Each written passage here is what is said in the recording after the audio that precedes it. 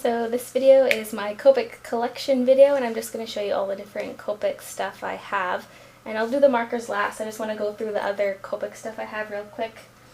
I had the Copic Opaque White, but it dried out. The last time I went to use it, it was all hard and crystalline, and so I just chucked it out, and I cleaned out the jar because I love little glass jars, so I decided to keep it. I don't know what I'll use it for, but that's that. So I also have the big bottle of colorless blender ink. It is the 200 milliliter size. I also have the Airbrush system. It's pretty much, there's this little air grip thing, and you put your marker in it, and then when you push down on a little button, it blows air past the nib of your ink and sprays a mist of ink onto your page. I'll probably do a tutorial about the Airbrush system because I get a lot of questions about it. And you can get it with air cans. So this is pressurized air, and when that's what blows the air through the thingy. And you can also get an air compressor, which I have. I got this for my birthday on my 20th birthday, I think, from my mom. So you can use this instead of air cans. It's kind of nice because you don't have to keep buying refills for your air cans. And this is just the extra little knobby for it, the little compressor gauge and stuff. It's got quite a few parts. And this is the little cable for the air can one. It's what you use to connect the air cans together, because there's a kind where you can connect the air can directly to the air grip, but I have the kind where there's an adapter and then you attach the cord and then you attach it to one of your air cans, so it's kind of longer and unnecessary parts, but whatever. I also have this booklet. It is about the Copic Airbrush system. I got it at Michael's. They were just sitting there by the markers, so I grabbed one, and I just grabbed that to sort of maybe give me more ideas for things to mention in the tutorial that I'm going to make.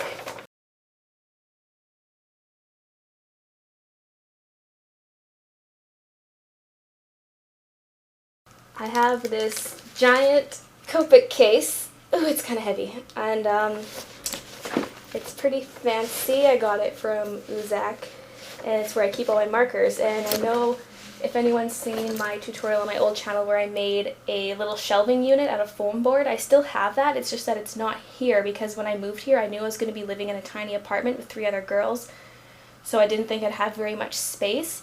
But I did end up having a bit more space than I thought I would, but I can't bring it now because I'd have to bring it in my suitcase, and it would take up all the space in my suitcase just for this dumb foam thing. So I can't use it again until I move all my stuff from my mom's house permanently, because half my stuff is still at my mom's house right now.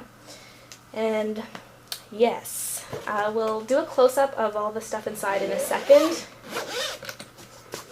but pretty much there are baskets inside of this case. It comes with 6 of them, and you can just put your stuff inside.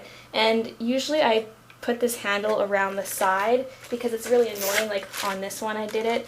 You can see there's no handle on the top because it covers the markers, and then you can't really read the caps as easily. So I just leave them like this. So I guess I will do the close-up now. Okay, so here's the inside of the case, and like I said, there's all these little baskets, and I have them sorted by color group, but I have to put more than one color group in one basket. So here's where I keep my yellows, oranges, and my earth tones, and then these are blues and greens, and then over here is reds and purples and pinks. And I also have grays in each of these because I like to keep them separate, so I put my toner grays in this one, neutral grays here, and then over here I just have like my cool gray because it's all alone. And my warm grays are over in this little cup holder here.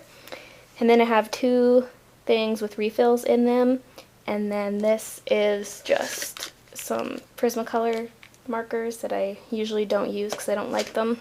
And then this here is, if I can grab it, this is the 25th anniversary limited edition set, and it has 36 colors. And I didn't get it right away because I already had half the colors in this set, but I knew that if I didn't get it I would regret it in the future, so I decided to buy it. And they're really awesome because they have black barrels with silver writing on them. It's pretty cool.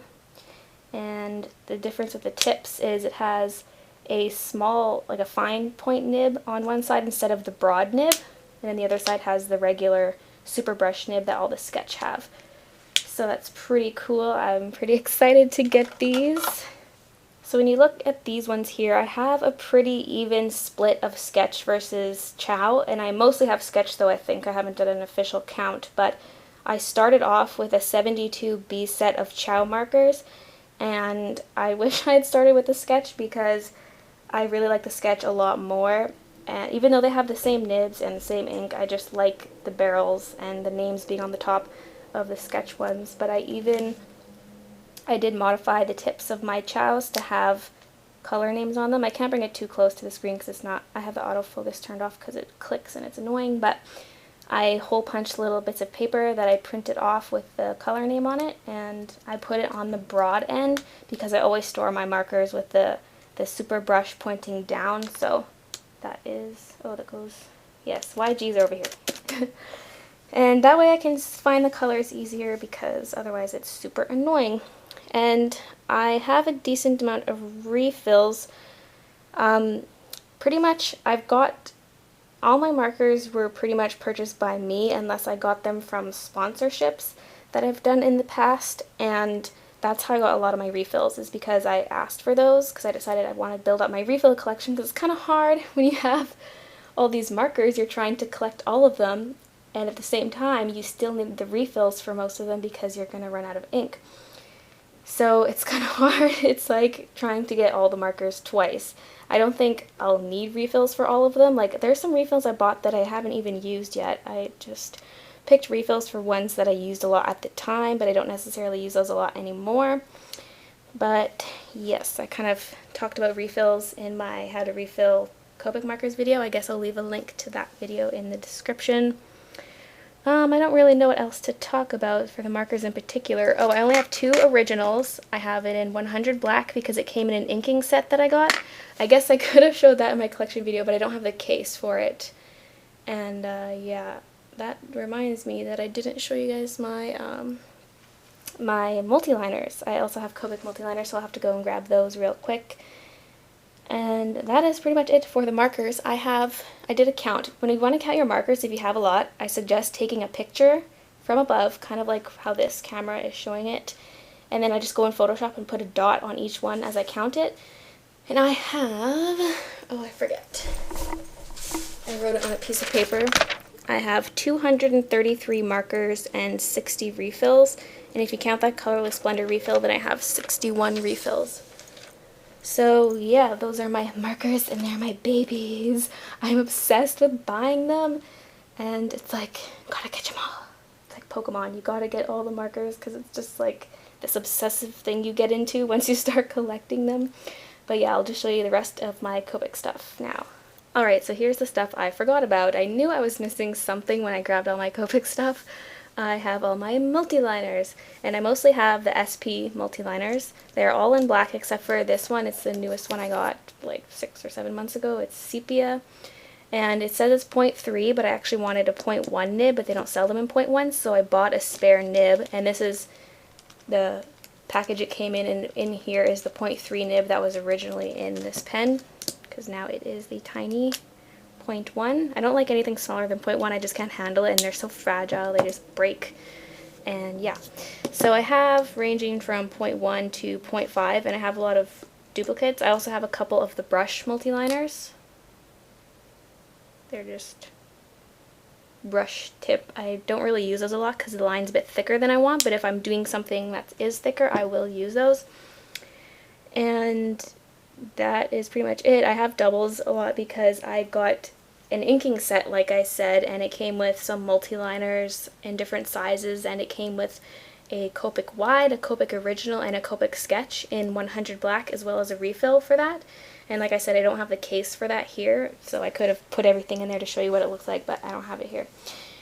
And then I also have a few of these Copic multiliners. They're not the SP, they're just the regular Copic multiliner, and they're a lot cheaper than the SP, and honestly, I use these more than I use those.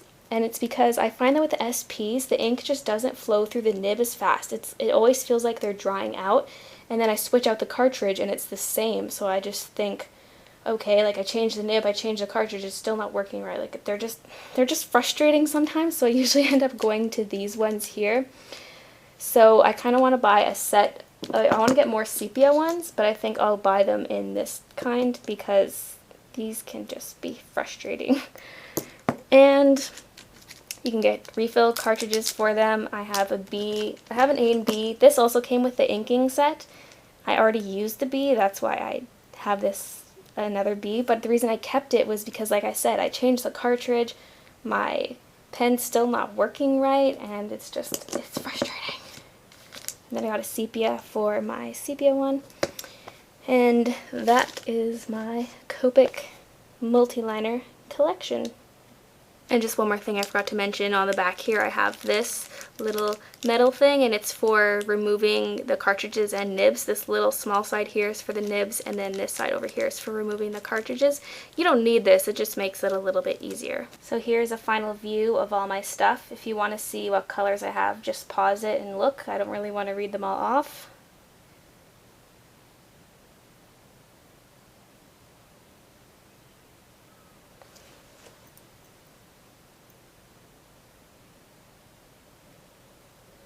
My sad, sad Copic Opaque White. At least I still have white deleter ink, so I'm not left hanging.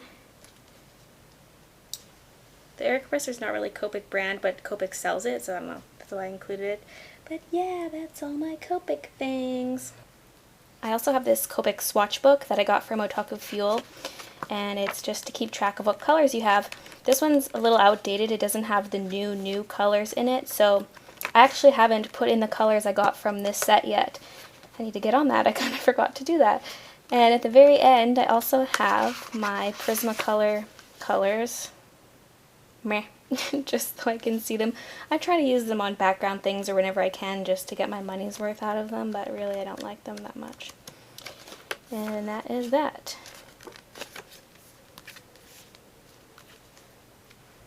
So I know a lot of you must be thinking, how the heck can you afford all that? You must be rich or something. And I get that a lot, and honestly it's because I have had years to accumulate all this. I got my first Copic stuff about 4 years ago, and also it's all about being old enough to buy stuff yourself. I did get a good chunk of stuff for free from sponsorships, but most of the Copic stuff I have was purchased by me. And then there was my air compressor, which was a birthday gift, like I said. But pretty much you just need to get a job. I worked throughout high school and my first couple years of college, and that's how I was able to afford that stuff. And if you're too young to get a job, well, you know, maybe you don't need Copics yet. Maybe you can focus on improving your drawing skills before you get Copics. And I started out actually with watercolors. Try using watercolors or pencil crayons first, because it really is expensive. If you're lucky enough that your parents will buy it for you, that's great, that's awesome, but really don't sort of be like, oh, boo-hoo, I can't afford them, because you can if you want to. And, you know, I just make sacrifices. Like, I don't go out and buy a bunch of clothes all the time. I don't eat out all the time. You know, I like to spend my money on my art supplies. So anyone can afford it if they truly, truly try. And then I also, I was at a couple anime conventions this year. I was in the artist alley selling stuff. That's the way I made some money and things like that. So there's ways that you can make money. And I actually got my first job when I was 14. I don't know if there's I know there's laws, some places you have to be 16 to work, but if you know someone who has a business, maybe they'll let you work even though you're not 16 yet. And that's pretty much how I was able to afford it. Also, I just want to say I was 18 years old when I got my first Copics, and that's why I don't feel bad for people watching my videos who are like 10, 11, 12 years old who are like, man, my parents don't buy me Copics. And I'm not trying to be mean or to offend you or anything. It's just, you have to realize they're really, really expensive, and you can't just expect your parents to buy those for you. So, like I said, I was 18 when I got my very first Copics, and I'm 22 now, so I've had 4 years to accumulate what I do have. And, you know, maybe you just have to wait till you're old enough to get it yourself. And this is getting a little repetitive, so I should probably just end this video here. So Thanks as always for watching my videos and for subscribing, and I will see you in the next video.